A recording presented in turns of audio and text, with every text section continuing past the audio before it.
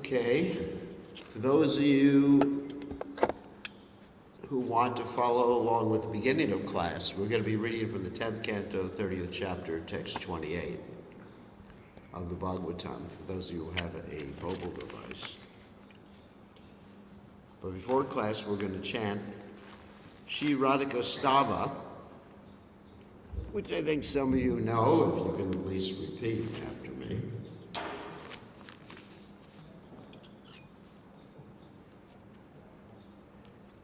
That's Srila Rupa Goswami about Srimati Radharani, and today's class is going to be about Srimati Radharani.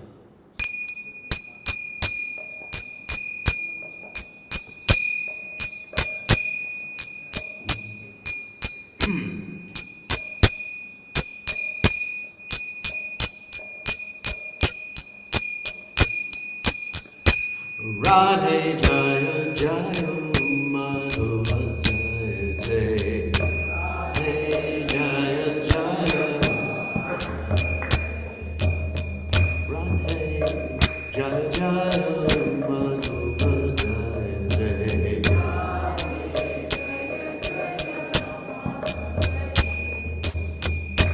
Kuna Tarune Mandana Jaya Jaya Madhava Jaya Jaya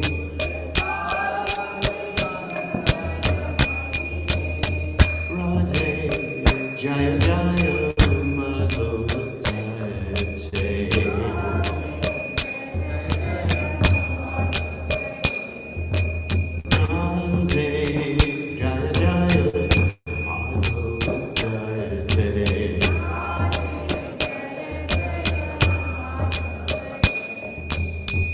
Yamamaru Radhe Varnana Vaishya Hare Krishna Vrindavi Prineshe Yamamaru Radhe Varnana Vaishya Hare Krishna Vrindavi Prineshe Yamamaru Radhe Varnana Vaishya Hare Krishna Vrindavi Prineshe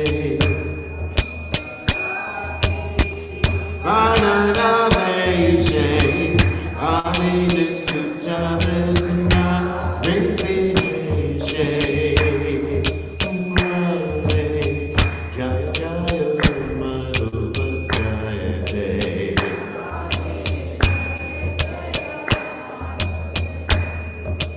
Radhe Jaya Jaya Madhava Jaya Jaya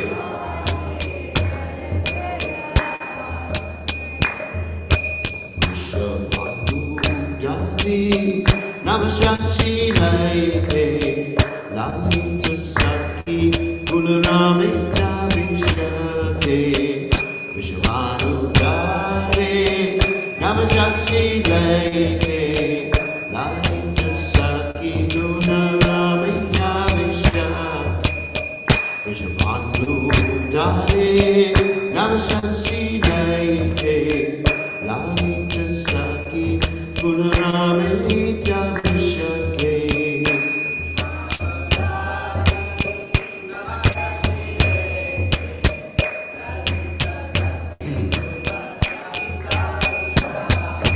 Radhe Jaya Jaya Madhava Jaya Jaya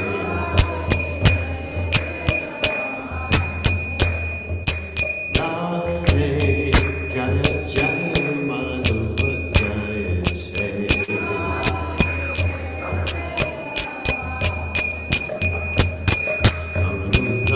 Karunamai Karuna Parate Sanata Sanatana Vanitanjarite Rumai Karuna Parate Sanata Sanatana Vanitanjarite Karunamai Karuna Parate Sanata Sanatana Vanita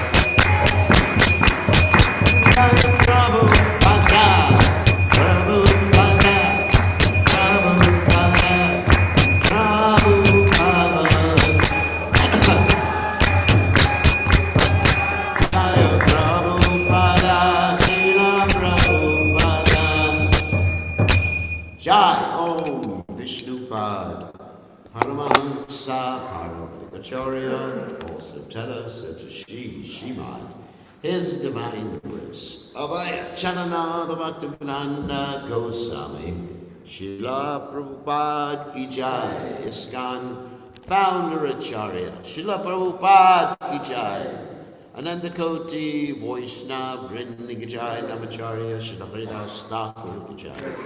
Friends say Kaho Sri Krishna Chaitanya, Prabhu Nityananda Shadwaita Gadadha, Shivasati Gaur Bhakta Vrinda Ki Jai. Shri Shri Radhakrishna Gopi Gopinath, Sayamakunda Radhakunda, Giri Govardhan Ki Jai, Vrindavan Ki Jai, Machuradam Ki Jai, Jagadasami Ki Jai, Yamunamai Ki Jai, Shrimati Glasi Devi Ki Jai, Samaveda Bhakta Vrinda Ki Jai, Gaur Premananda Hari Hari Bo. All glory is the assembled devotees. All glory is the assembled devotees. All glory is the assembled devotees. All glories to Shri Guru and Gauranga, Srila Prabhupada Ki Jai, Nama Om Vishnupadaya Krishna Prastaya Bhutale, Srimati Bhakti Vedanta Samani Chinamani, Namaste Saraswati Devi Gauravani Pacharani, Nirvishesha Shunyavadi, Paschatya, Deshatarni, Srila Prabhupada Ki Jai.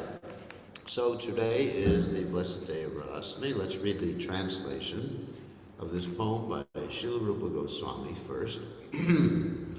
O Radha, all glories unto you. All glories unto you, beloved of Madhava, object of worship for all the young girls of Gokula.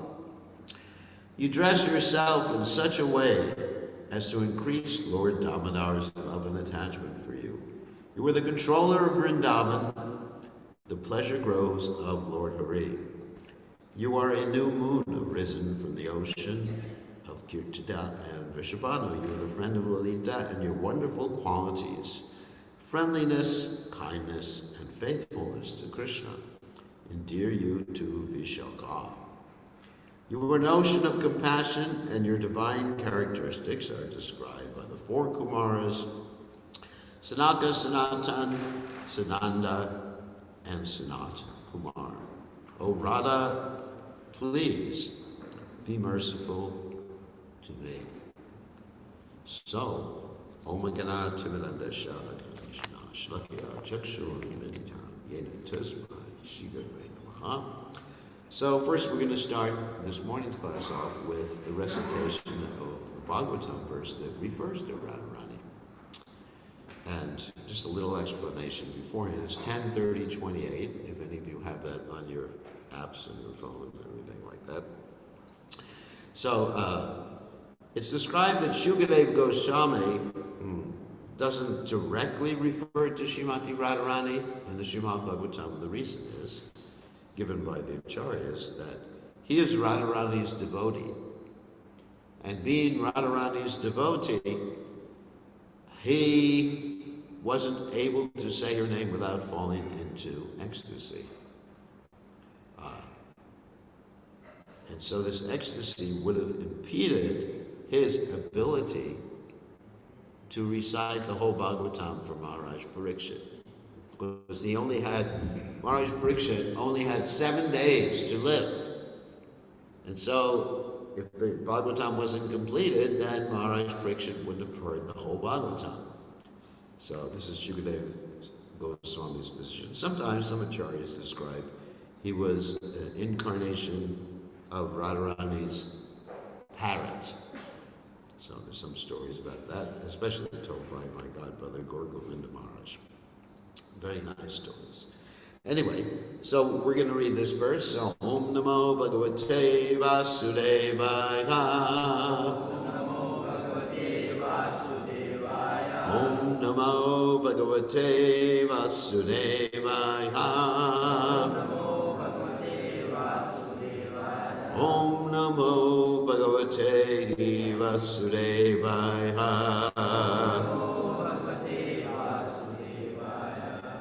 Okay, I don't know how many of you have this verse, 10:30:28. Anayaradito nunahum Bhagavan Haririshvara Yanno Vihaya Govinda Rito Yamanayandraha Anayaradikto nunahum Bhagavan Haririshvara Yanno Vihaya Govinda Rito Yamanayandraha Anayardito nunahum Bhagavan Haririshvara Yanno Vihaya Govinda Rito Yamanayandraha. Okay, anyone want it?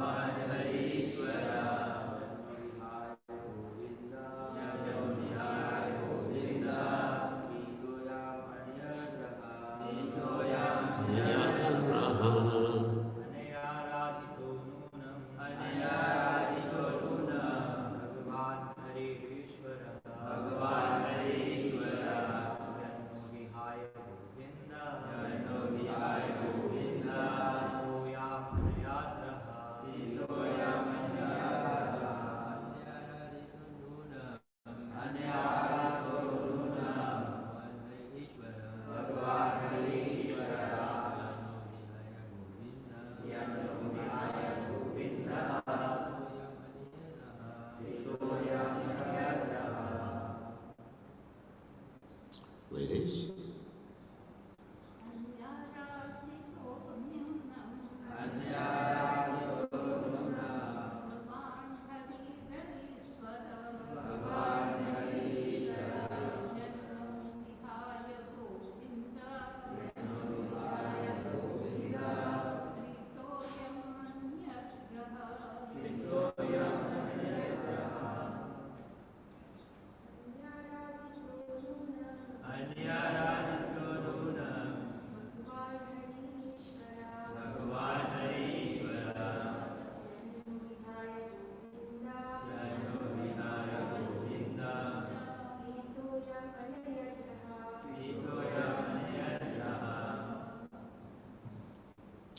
Okay.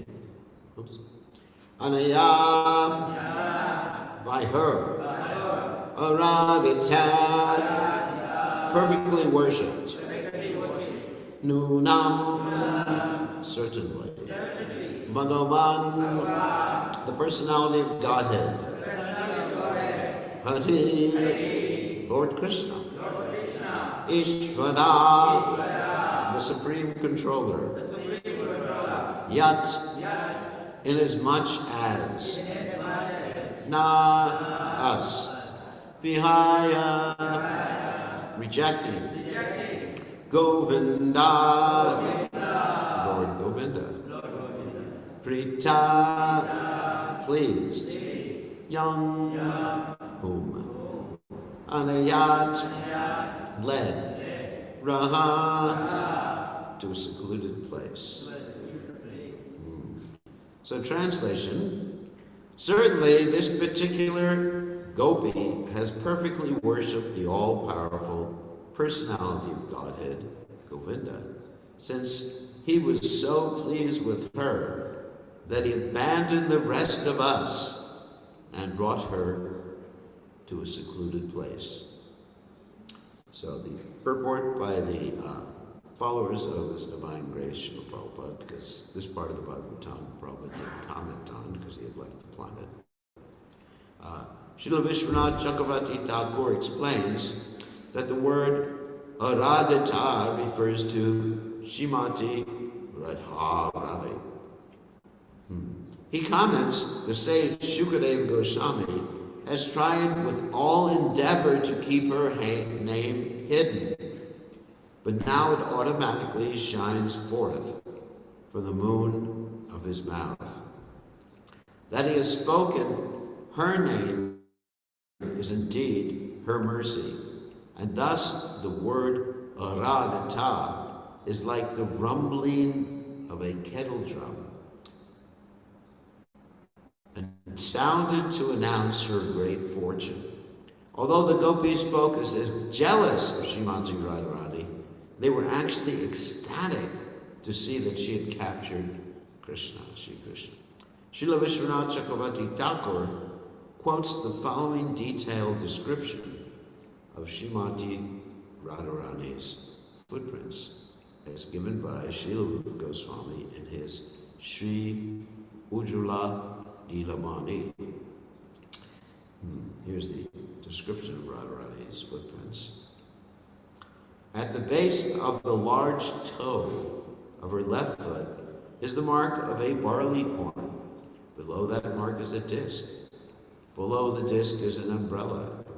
Below the umbrella is a bracelet. A vertical line extends from the middle of her foot to the juncture of her large and second toes. At the base of the middle toe is a lotus. Below that is a flag with a banner, and below the flag is a creeper together with a flower. At the base of her small toe is an elephant goat, and upon her heel is a half moon. Thus there are 11 marks on her left foot. This is the left foot being described. At the base of the large toe of her right foot is a conch shell, and below that a spear. At the base of the small toe of her right foot is the sacrificial altar. Below that an earring, and below the earring a club. Along the base of the second, third, fourth, and small toes is the mark of a mountain, below which is a chariot, and on the heel is a fish. Thus, altogether, there are 19 distinguishing marks on the soles of Srimati Radharani's lotus feet.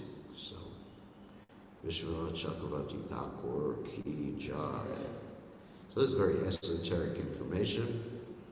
And, of course, many devotees have made pictures of the feet of Srimati Radharani. And, of course, as I mentioned many times before, to worship Radharani's feet means to serve her servants. Just like we have Srila Prabhupada's name, Prabhupada, actually means several different things. One thing it means, he who sits at the feet of the Prabhu, the ultimate Prabhu, who is Krishna. And it also means he who has other Prabhus sit at his feet. Two different meanings of that. So we sit at Radharani's feet, and we follow her footsteps, not imitate her. We follow her footsteps in trying to please Krishna. If you want to please Radharani, you've got to please Krishna. If you want to please Krishna, then you have to, in Kali Yuga, spread this Krishna consciousness movement. So we're going to continue reading. Actually, I have several different things I wanted to read about Radharani's mood in serving Krishna. But before that, we're going to briefly talk about Radharani's appearance in this world. And this story of Radharani's appearance comes from this wonderful play by Srila Rupa Goswami named the Lalita Madhava. Some of you may be familiar with it. If you're interested in it, then I have narrated this whole Lalita Madhava, and it's available on ISKCON Desire Tree. And you can listen to it. It's narration with music and everything like that. And it's very, has anyone heard it? No one's heard my narrations. Too bad. So, yes, ISKCON Desire Tree. You've heard of ISKCON Desire Tree? Just go there, look up my name. If you don't know my name, ask some of the devotees. And then there's this whole narration of the... and there's also an app. You can actually look it up on iPhone and Android. There's an app of my narration, too, of the Lita Madhava and the Vidagdha Madhava. And these two works by Srila Rupa Goswami illustrate, first of all, the Vidagdha Madhava deals with Krishna's intimate pastimes in Vrindavan. And Lita Madhava starts with activities in Vrindavan, but then it goes to Dwarka. And in this Lita Madhava, we can actually see Radharani's position. Even in Dwarka, just to give you a brief summary, well, not exactly a summary, but some details of this. In Dwarka, Srimati Radharani expands herself and appears as Satya Bhama. And of course, Radharani is the Adi Shakti of the Lord. Actually, this afternoon, later this morning, we're going to talk more philosophically. So now I'm going to do some more leelas this morning. So of course, when we have a big crowd, I can't do too many leelas. With a big crowd, it should be more philosophical. Amongst the devotees, it can be some leelas. So in this particular story of the Lalita Madhava, you have Krishna marrying Rukmini. Rukmini is the expansion of Chandravali. Now in Krishna's pastimes in Braj, you have Chandravali and Radharani so-called in opposition. Now Chandravali is actually an expansion of Srimati Radharani, and she serves Radharani by apparently being in opposition to Radharani and trying to attract Krishna. She serves because it spices up the pastime. And Radharani enjoys it, Chandravali enjoys it, and they're both serving each other. So this is a loving exchange. It's the Leela. Leela means play. In this material world, we do not have Leela. Our Leela is being, so-called Leela, it's not Leela, is being forced upon us. Like Prabhupada would comment and criticize some impersonalist Mayavadis or people who declare themselves to be God when they would say this, getting sick is my Leela. Getting old is my Leela. It's not Leela, it's the modes of material nature. So, anyway, so in the spiritual world you have these Leelas. Leela means play. They're playing. They're all young. They're all joyful. They're all playing. So, anyway, so what happens is Radharani expands as Satyabhama, and Rukmini is an expansion of Chandravali. Okay, so we all know that Krishna married who first? Anyone know? Nobody knows. It's a question I'm asking you. Who was Krishna's first queen? What? In Dwarka. Rukmini. Okay, you got it? So he married her first.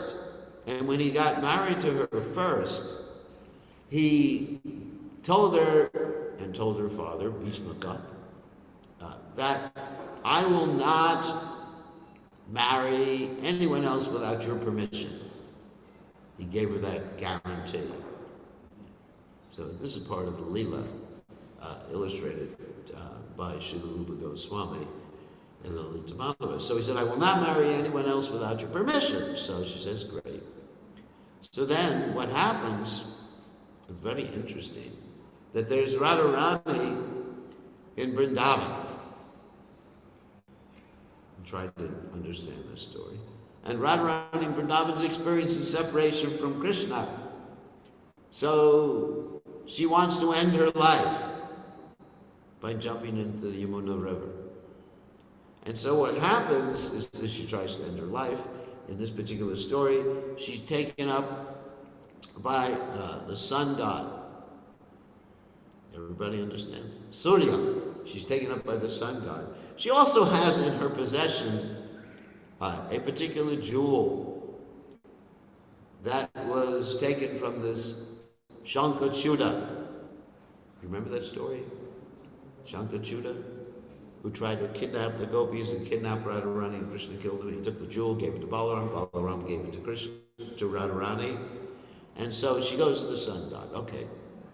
And so what happens is the sun god in Dwarka, I hadn't planned on telling this story, it was just coming out anyway. I planned something else. But the sun god in Dwarka has this devotee, the sun god has a devotee in Dwarka named, anyone can guess? No. Satyajit.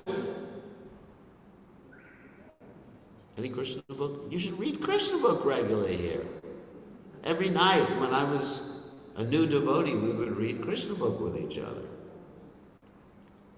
So anyway, so Satyajit is a devotee of the sun god. He's worshiping the sun god. Om Suryaya Namaha, Surya Namaskar. Sun god becomes very pleased with him. Sun god says, all right, here's a daughter for you. And that Srimati Radharani, the expansion of Srimati Radharani was Satyabhama. Satyajit has a daughter named Satyabhama. And he also gives Satyajit a jewel. That jewel is called the Shaimantaka jewel. Please read Krishna book regularly. Shaimantaka jewel. So this Shaimantaka jewel is so great it produces oceans of gold every day. Amazing. And then there's this whole story about the Shaimantaka jewel in the 10th canto Bhagavatam, the Krishna book, where eventually Krishna has to kill a lion because the lion has taken the jewel from Satyajit's brother.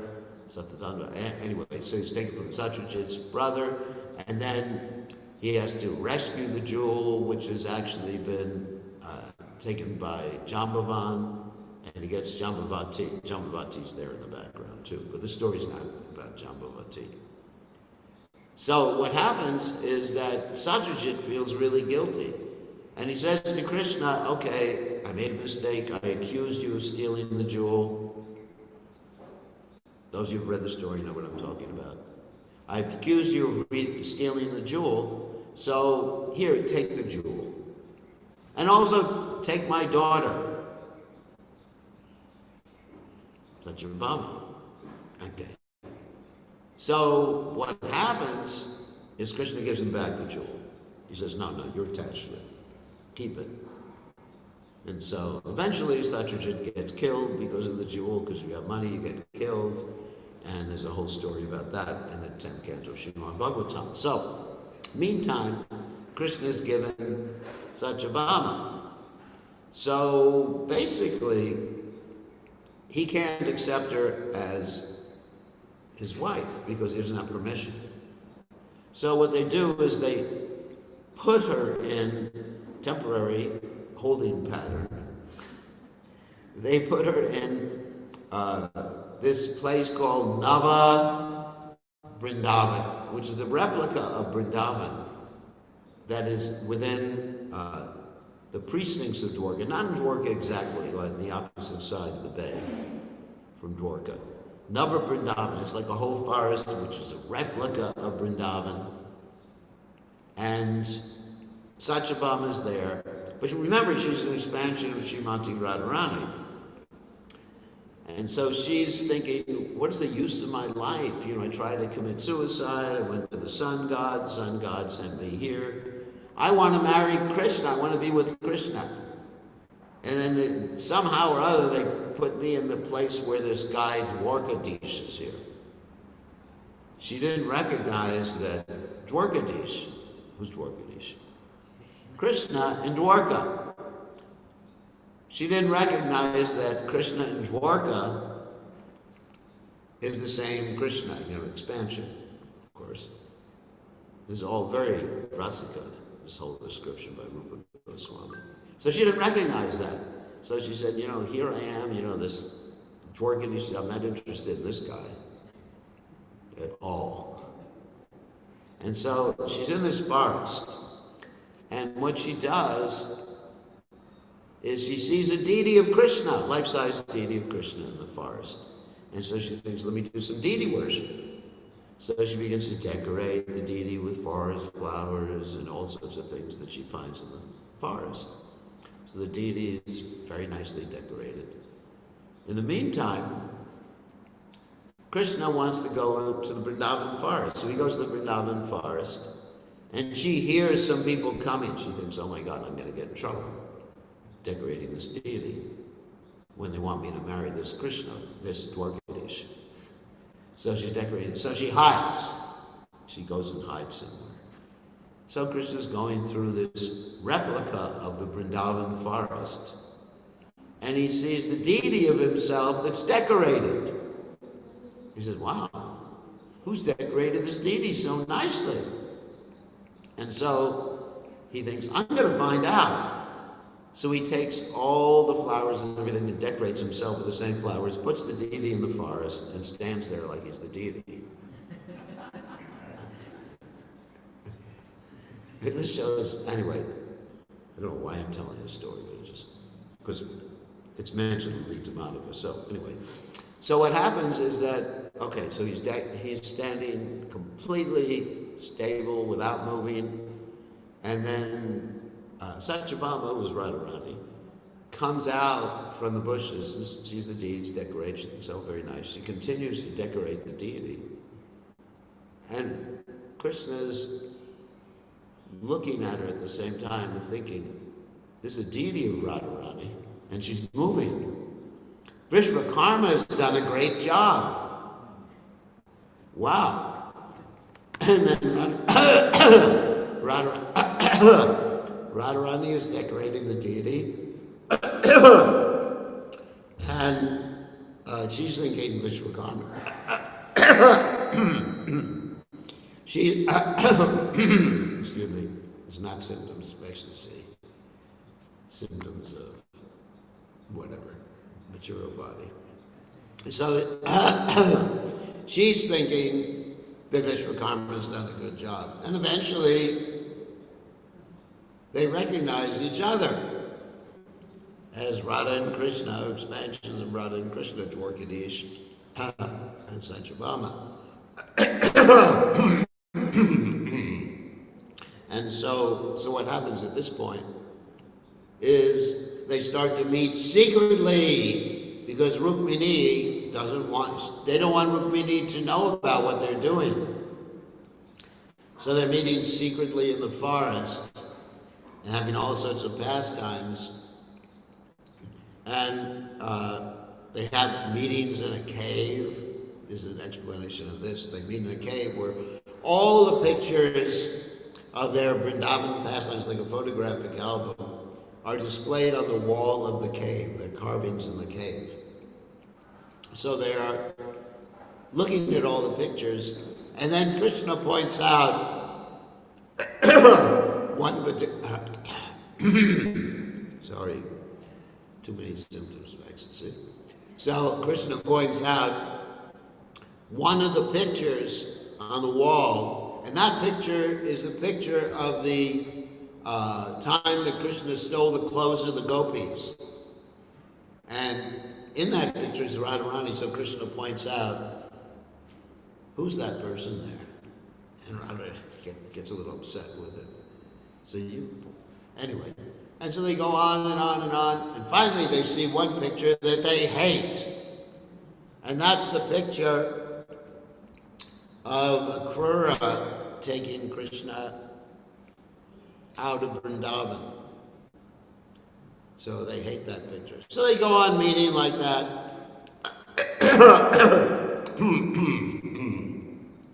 So can you get me a little water? A little water to wash it down. I don't have COVID, don't worry. It happens sometimes in the morning. So Rukmini is getting suspicious. of what's happening. She thinks, oh, my husband is meeting with this girl or something's happening. So what happens is she gives Satyabhama her clothes and she puts on Satyabhama's clothes. So she walks into the Vrindavan forest and Krishna says to Rukmini, oh, Satyabhama. And Satyabhama, Rukmini understands what's going on. Her husband's not faithful. Nice story, isn't it? And so she makes plans. Eventually, she makes plans to send Satyabhama away so that she'll never be with Krishna. Of course, what happens first, Krishna makes plans to be with Satyabhama, and a parrot overhears what he's saying to Satyabhama, and the parrot goes to Rukmini and says, this is what Krishna said. And then Rukmini says, I'm going to make plans to send Satyabhama away. So the parrot goes back to Satyabhama and tells Satyabhama what Rukmini said. And Satyabhama says, that's it. I'm committing suicide. I'm going to kill myself. And so she goes to this replica place in New Vrindavan or Nava Vrindavan, where there's the Kaliya lake. And in this Kaliya lake, there's serpents, not real serpents. She says, I'm committing suicide, that's it. You know, I couldn't be with Krishna in Vrindavan, and now I can't be with Krishna here in Dwarka. My life is finished. So she runs to the Kaliya lake and jumps in.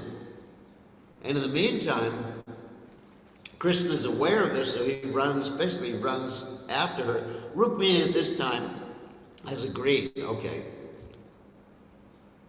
She understands that Satyabhama is actually Radharani and she's Chandravali. She's come to that understanding. And there's a whole story about that. And so Rukmini, with Krishna, they run to the lake. I think I'm all right now. No water now. The ecstasy went away. So they run to the lake. And Krishna jumps into the lake to save Satyabhama. And he just grabs her. And she's thinking, oh, the snakes are going around me now. But the snakes are actually Krishna's arms. And Krishna saves her, takes her out. Rukmini agrees that Krishna can marry her, can marry Jambavati, can marry whoever he wants, and they live happily ever after. That's the summary of the Lita Madhava. There's a lot, millions of more details, so please listen to it on the ISKCONDesiretree.com. So from the Lita Madhava also has the story of Radharani's appearance in this world. So,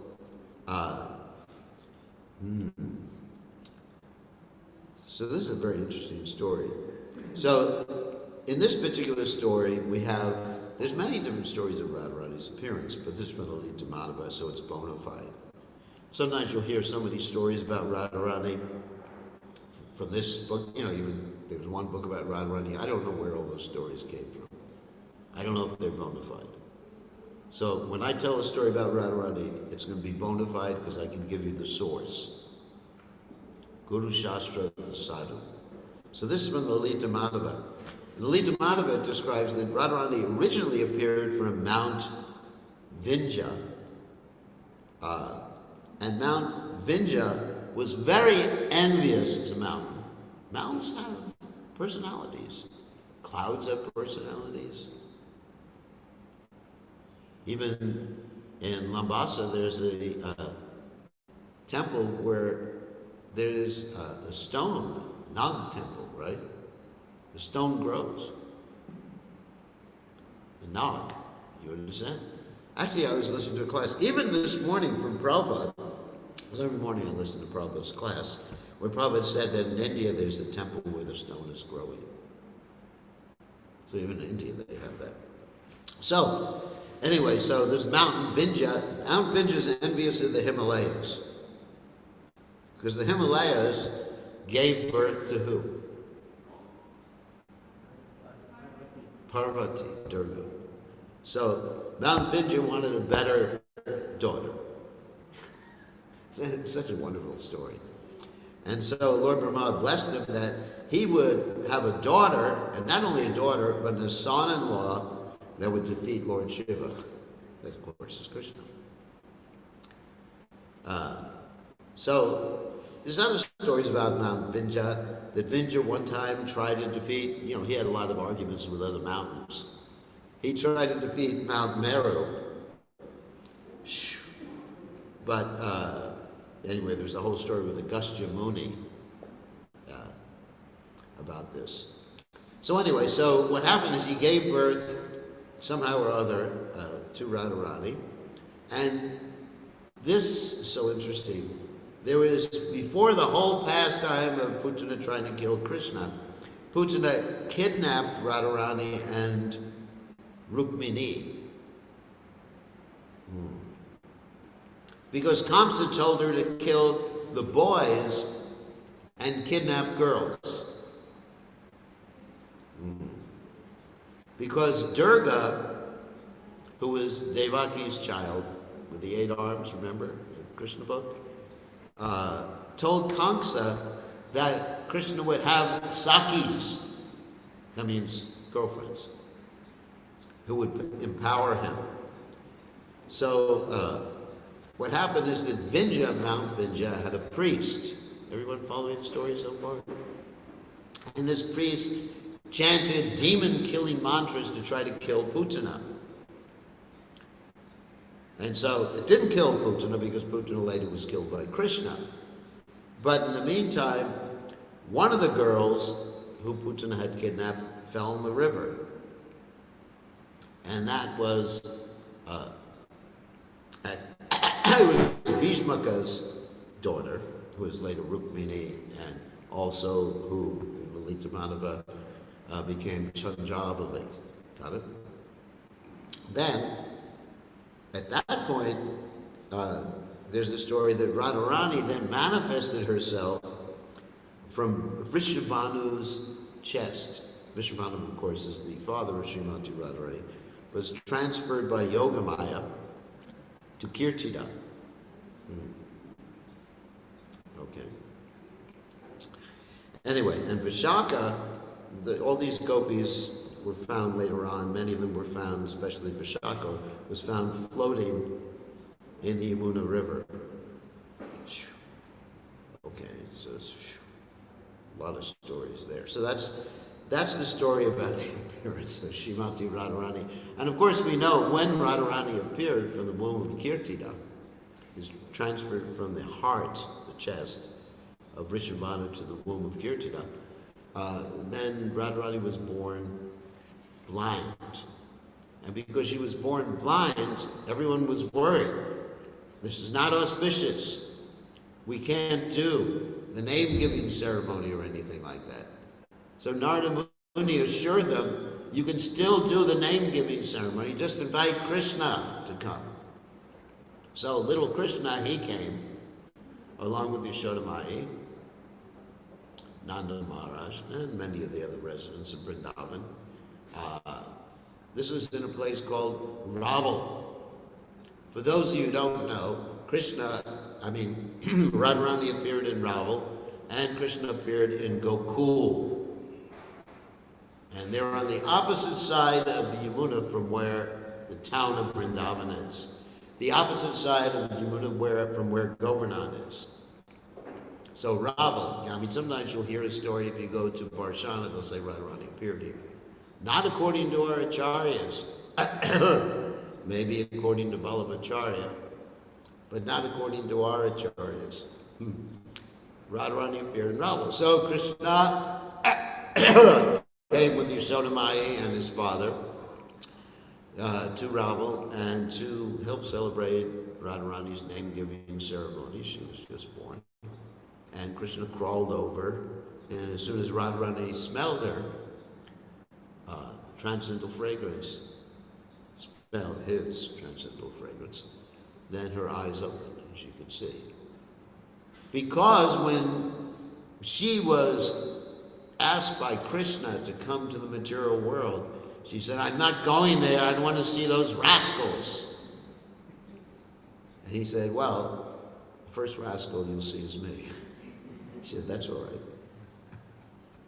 So that's the story of Radharani's appearance. Now I want to get into a little philosophy here. And in order to speak about philosophy, I have to make reference to the Chaitanya Charitamrita. In the Chaitanya Charitamrita, in the Anjalila, we have descriptions of the Shikshashtika prayers, but the Shikshashtika prayers are given a little bit different meaning in this portion of the Chaitanya Charitamrita than we're actually accustomed to hearing. Like in the songbook, it gives a little bit different meaning because the esoteric meaning is revealed in the Chaitanya Charitamrita. That is the mood of Srimati Radharani. So by reading this, we can understand the mood of Srimati Radharani, and especially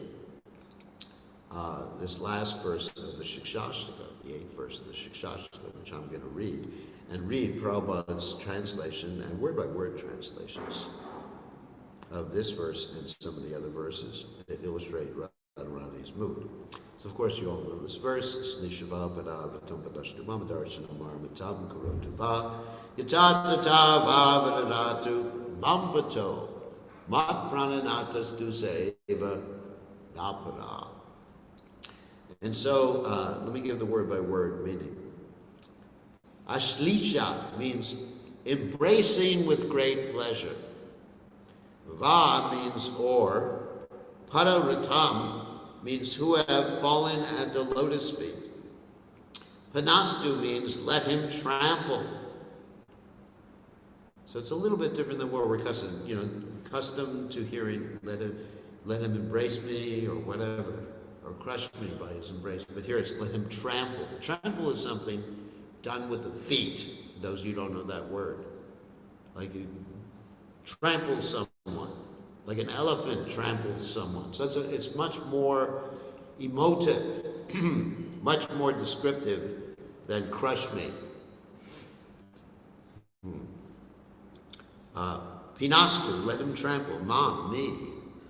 Adarshanat, by not being visible.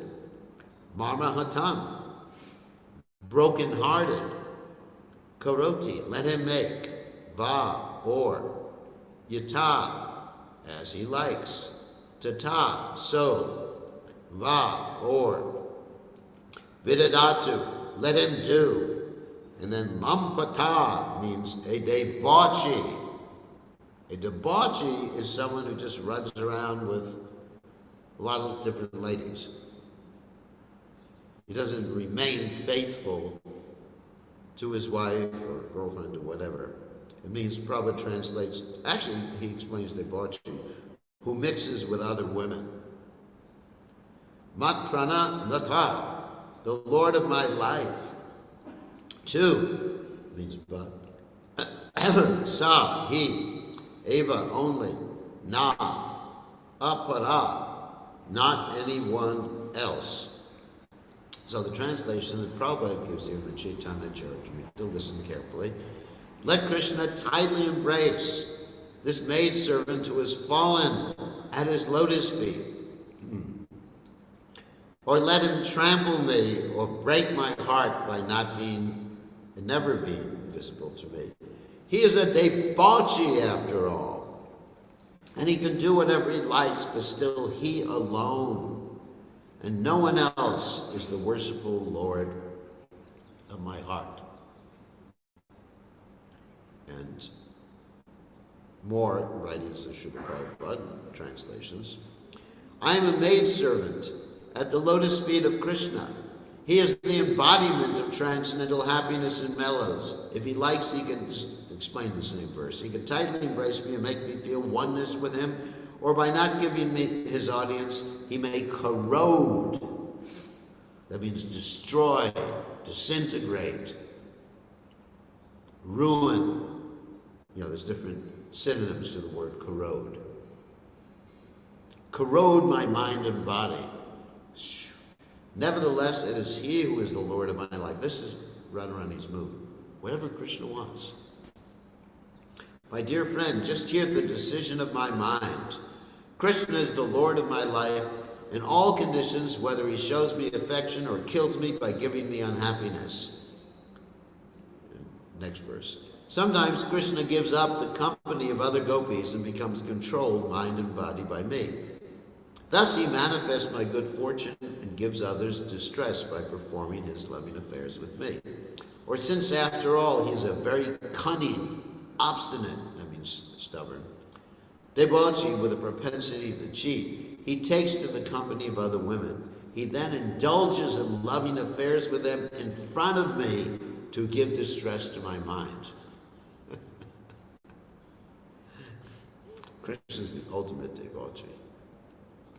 So in other words, he's giving distress to Radharani's mind. And this is her ecstasy.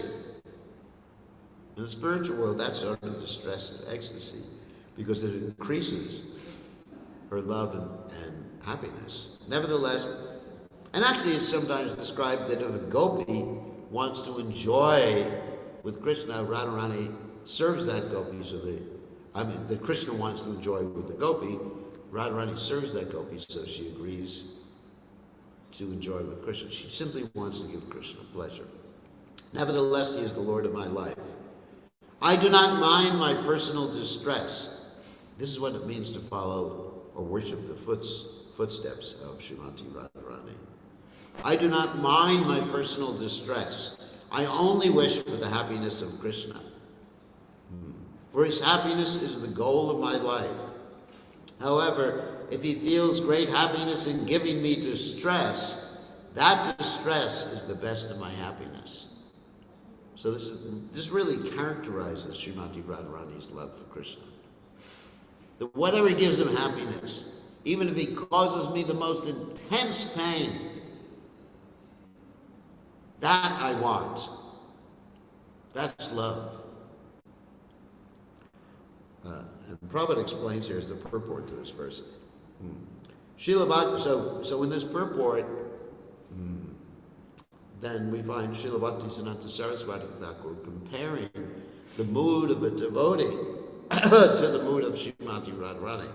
So Srila Bhaktisiddhanta Saraswati Thakur says that a devotee does not care about his own happiness and distress. He is simply interested in seeing that Krishna is happy. And for that purpose, he engages in various activities. A pure devotee has no way of sensing happiness. I'm going to repeat that. A pure devotee has no way of sensing happiness except by seeing that Krishna is happy in every respect. No independence. If Krishna becomes happy by giving him distress, such a devotee accepts that unhappiness as the greatest of all happiness. Wow. Of course. In the mature world, it would be called an abusive relationship. Right? But it's not like that. With Krishna, it's loving. And Krishna simply wants you to be happy. Because the greatest source of happiness that you can experience is that unalloyed love. Everything else is insignificant in comparison. Whatever happiness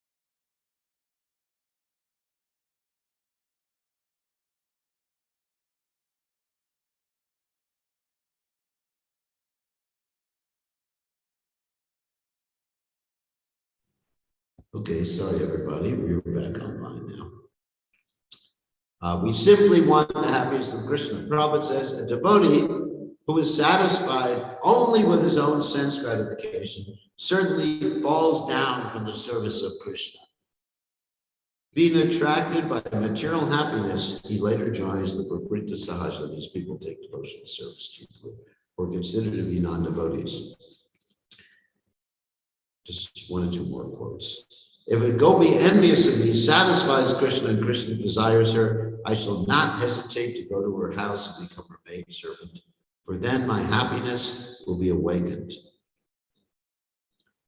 And so in the Bhagavatam, there's another verse. The wife of a Brahmin suffering from leprosy manifested herself as the topmost of all chaste women by serving a prostitute to satisfy her husband.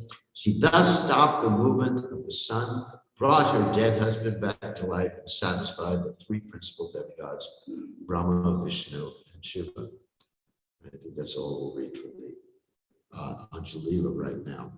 Of course, that's a famous story. It's from the Markandeya Purana, where this lady stopped the rising of the sun and the moon because her husband was cursed by Markandeya Rishi to die because he had leprosy by accident. He touched Markandeya Rishi. Markandeya Rishi said, "You're going to die before the rising of the sun the next day." And she said, "The sun's not going to rise the next day."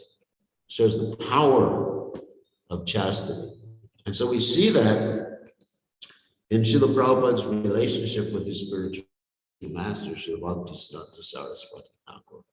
Power of his dedication and chastity to his spiritual master. And that makes one very powerful if one can understand that point. So now to finish up the class, because we have only 15 more minutes, I want to read some nectar things from the Nectar of Devotion, if that's all right.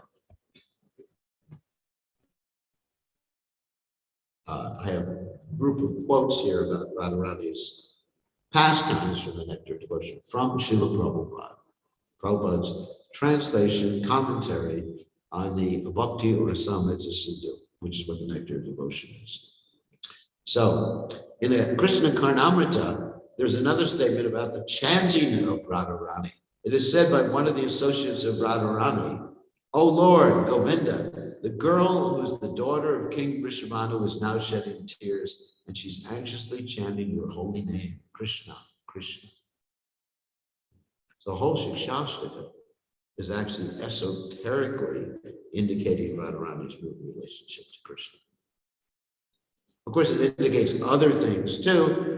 The Shikshashtaka can be taken according to the Acharyas, Vishnu Chakravarti Thakur, Bhaktivinoda Thakur, is indicating the different stages of devotional service. The Shikshashtaka can also be taken as indicating the different times of the day in Krishna's Ashtakaliya Leela. Understand? Because devotees of Radha and Krishna meditate on Krishna during different times of the day, connecting that with Krishna's time of the day. For example, in the early morning, if one is actually a pure devotee, pure devotees, as they rise in the morning, will think that Krishna is rising in the morning. He's being woken up by the birds, and he's with Srimati Radharani, and he has to go running back home so he's not discovered by his mother who's not being in his bedroom. So devotees, pure devotees, they meditate like that. That's Ashtakaliya Leela. So I don't advocate that for you. Okay. So here's a description of Vrishabhanu, who's the father of Radharani. Noble, generous, learned, intelligent, fair complexion, 50-year-old King Vrishabhanu wears a neatly clipped beard. He is the close friend of Nanda, the king of Braja. To him, Shri Radha is even dearer than his eldest son, Sridham. I constantly worship famous King Vrishabhanu. This is for the Brajastava Vilasa. It's also Nectar Devotion. Although for her own happiness, she yearns to place Lord Krishna's handsome and delicate lotus feet on her breasts. Srimati Radharani is reluctant to do so, fearing that even though her body is very delicate, her breasts are very hard. I pray that Lord Krishna, who also places his lotus feet on the hood of Ananta, Sesha, will permit me to reside in his land of Braja. Turn off the phone. A person is called a genius when he can refute any kind of opposing element with newer and newer arguments. In this connection, there's a statement in the Pajavali, that's another work by Bkgoswami, which contains the following conversation between Krishna and Radharani.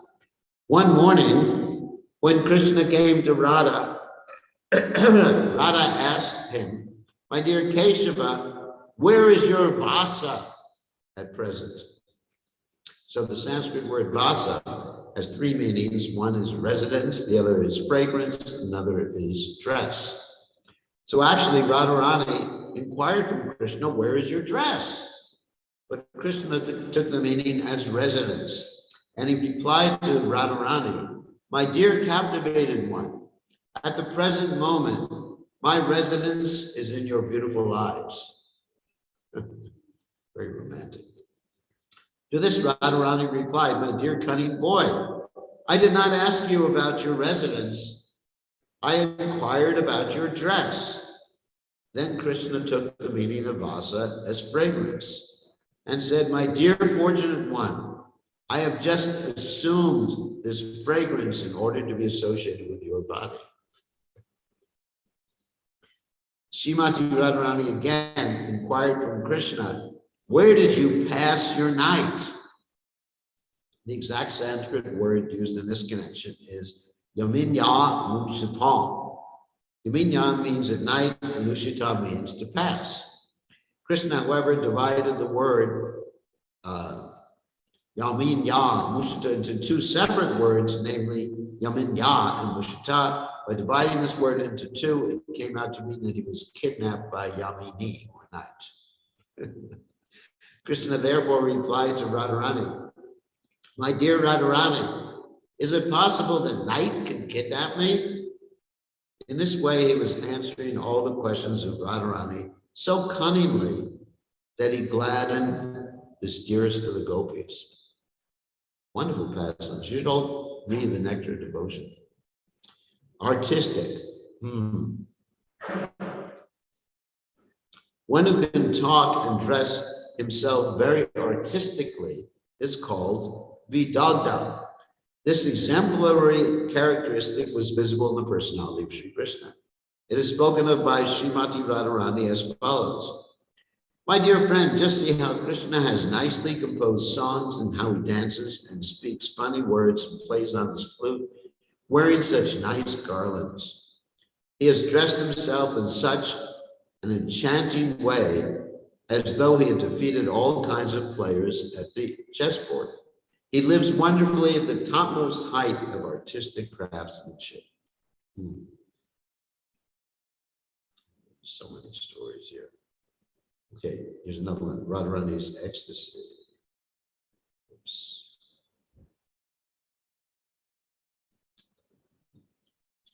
One gopi gave a message to Krishna that Radharani, because of her separation from him and because of her enchantment with the aroma of his flower garlands, was rolling on the ground, thereby bruising her soft body. And we find in Lord Chaitanya's pastimes, Lord Chaitanya did the same thing. When he was within the Gambhira, he would just like bruise his body and roll on the ground. Finally, they had to assign a devotee to be with him 24 hours a day. His name was Shankara Pandit, and he was known as Lord Chaitanya's pillow because he actually allowed Lord Chaitanya to put his head on him and serve Lord Chaitanya 24 hours a day to protect Lord Chaitanya. Here's another quality of Srimati Radharani, singing loudly. One gopi informed Krishna that when Srimati Radharani was singing about his glories, she enchanted all of her friends in such a way that they became stone-like and dull. At the same time, the nearby stones began to melt away in ecstatic love. Wow. Another symptom of ecstasy. These are all Anubhavas and Sanchari Bhavas, which I don't have Yawning. It is said that when the full moon rises, the lotus petals become expanded. Similarly, when Krishna used to appear before Radharani, her face, which is compared to the lotus flower, would expand by her yawning. So normally yawning means what? One's tired, but it's also a symptom of ecstasy. And now we're going to go into another symptom of ecstasy. But sometimes we see these things in great devotees and we think, oh, they're just sick or something like that, or tired. Then there's belching. Belching, you know what belching is? Sometimes belching also becomes a symptom of ecstatic love for Krishna. There's evidence of this in Purnamasi's address to one of the crying associates of Radharani. My dear daughter, don't be worried because Srimati Radharani is belching. I am about to offer a remedial measure for this symptom. Do not cry loudly. This belching is not a sign of indigestion. It is a sign of ecstatic love for Krishna. I shall arrange to cure this belching symptom immediately. Don't be worried. This statement by Purnamasi, the Yogamaya, is evidence that ecstatic love for Krishna is sometimes manifested through belching. So it's one of Radharani's ecstatic symptoms. Another one is trembling. When Krishna was trying to capture the demon Shanka, that's the Shankachuta, which I mentioned previously, Radharani began trembling out of fearfulness. Similar trembling of the body was exhibited in Sahadev, the younger brother of Nakula. When Shishupal was blaspheming the Lord, Sahadev began to tremble out of anger. Trembling of the body was also exhibited by Radharani out of tribulation. Radharani trembled as she told one of the gopis, don't joke with this disappointing boy, this Krishna. Please ask him not to approach me, because he is always the cause of all grief for us. So you see these symptoms of ecstasy are just like they're variegated in so many different ways. And in the material world, we wouldn't consider them symptoms of ecstasy. Like anger, which is Radharani's man, which is being exhibited here. So in the Danakeli comedy, Srimati Radharani addresses one of her friends in this manner. My dear friend, if I cannot hear of the glorious activities of Krishna, it is better for me to become deaf. And because I am now unable to see him, it would be good for me to be a blind woman. This is another instance of disappointment due to separation from Krishna. Another manifestation is guilt. When a person blames himself for committing an inappropriate action, his feeling is called guilt. One day, Srimati Radharani was churning yogurt for Krishna. At that time, the jeweled bangles on her hands were circling around, and she was also chanting the holy name of Krishna. All of a sudden, she thought, I am chanting the holy name of Krishna, and my superiors, my mother-in-law, and my sister-in-law may hear me. By this thought, Radharani became over anxious. This is an instance of feeling guilty because of devotion to Krishna. So one day, another story, the beautiful-eyed Radharani entered the forest to collect some flowers to prepare for a garland for Krishna.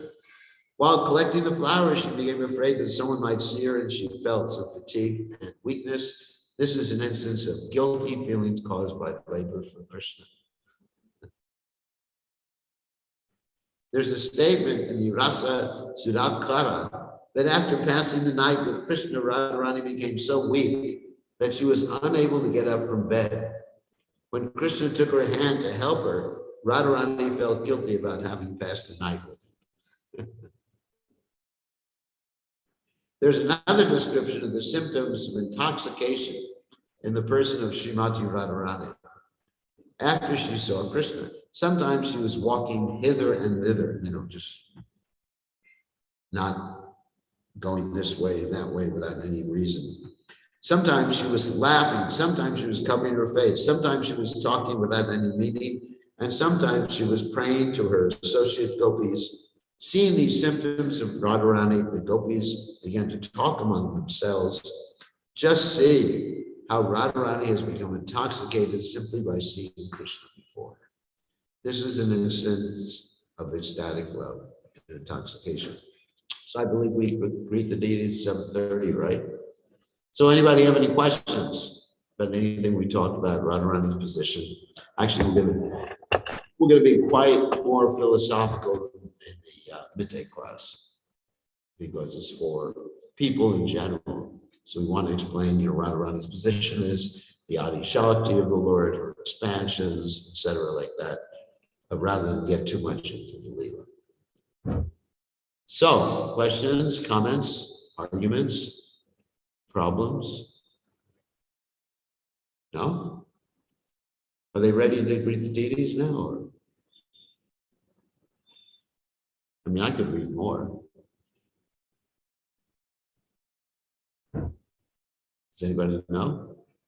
No, yes, maybe. You want to find out. All right, maybe we should read until they open the curtains. This is so much nectar. This is Radharani's pride.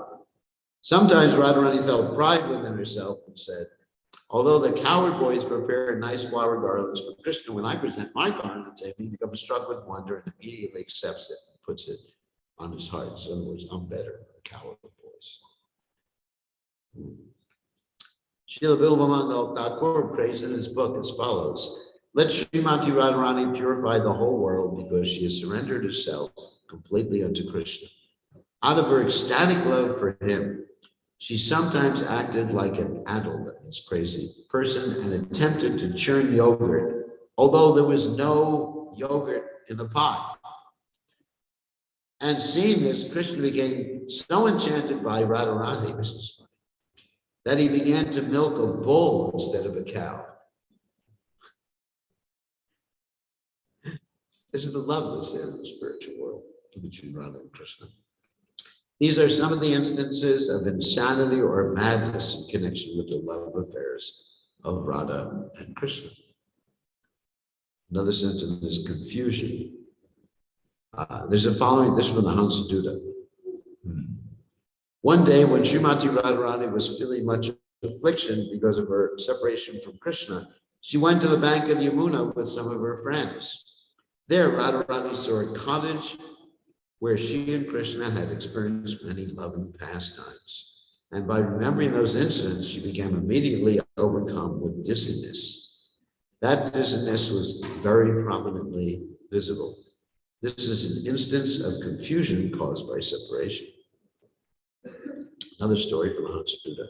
One day when Srimati Radharani was feeling much affliction, sadness, because of her separation from Krishna, she went to the bank of the Yamuna with some of her friends. There, Radharani saw a cottage wherein she and Krishna had experienced many loving pleasures, and by remembering these incidents, she immediately became overcome with dizziness. This dizziness was very prominently visible. This is an instance of confusion caused by separation. On another occasion, when Radharani thought that Krishna was involved with another woman, she addressed her friend in this way: my dear friend, as soon as I think of Krishna, the coward boy, attached to some other woman, I become stricken with fear, and the hairs of my body stand up. I must be very careful that Krishna not see me at such times. Because envy. This is an instance of concealment caused by shyness and diplomatic behavior. That reminds me of a story from the Vidagdha Madhava. One time, Srimati Radharani was lamenting to her friends. She said, I am very unchaste because I have fallen in love with 3 different people. Chaste ladies are only supposed to be in love with one person, one man. So she said, I fall in love with 3 different people. And she explained who the 3 were. One was the person who plays the flute. The other one was basically Krishna, and the other one was the blackish boy. So So she was so confused, she thought that they were actually three different persons. But actually, it was Krishna, different characteristics of Krishna. But another story. Srimati Radharani developed a deep and loving affection for Krishna. She hid her attitude in the core of her heart so others could not detect her condition. This is an instance of concealment caused by gentleness. So here's another instance of ecstatic love by remembering Krishna exhibited by Radharani. One friend of Krishna informed him, "My dear Mukunda, just after observing a bluish cloud in the sky, the lotus-eyed Radharani immediately began to remember you." It's called a vibhava, something that stimulates your emotion. By observing this cloud, she became lusty for your association. This is an instance of remembering Krishna in ecstatic love because of seeing something resembling him. Krishna's bodily complexion is very similar to the bluish hue of a cloud. So simply by observing a bluish cloud, Srimati Radharani remembered him. Just one final thing, and then we'll wait to greet the deities. In the Pajavali, one of the friends of Radharani once addressed her thus: "My dear friend, please do not be too puffed up because Krishna has decorated your forehead with his own hand. It may be that Krishna is yet attracted by some other beautiful girl. I see the decoration on your forehead is very nicely made, so it appears that Krishna was not too disturbed in painting it." Otherwise, he could not have painted such exact lines. This is caused by an instance of envy caused by Radha's good fortune, not Radharani's envy, but envy of someone else's envy. In the 10th canto, 30th chapter, there is the following statement. When the gopis were searching for Krishna and Radha after the rasa dance, they thus began to speak among themselves. We have seen the footprints of Krishna and Radharani on the ground in Vrindavan, and they are giving us great pain because although Krishna is everything to us, that girl is so cunning that she has taken him away alone and is enjoying his kissing without sharing him with us. This is another instance of envy of the good fortune of Srimati Radharani. So maybe we'll end here. If there's no questions, and then we'll get ready to greet the deities. All glories to Srimati Radharani, all glories to His divine grace, Srila Prabhupada, by whose mercy we are able to hear these most intimate topics in spite of being completely unqualified to hear these topics. All glories to Srila Prabhupada's great mercy in this regard. Haribol. Go offline.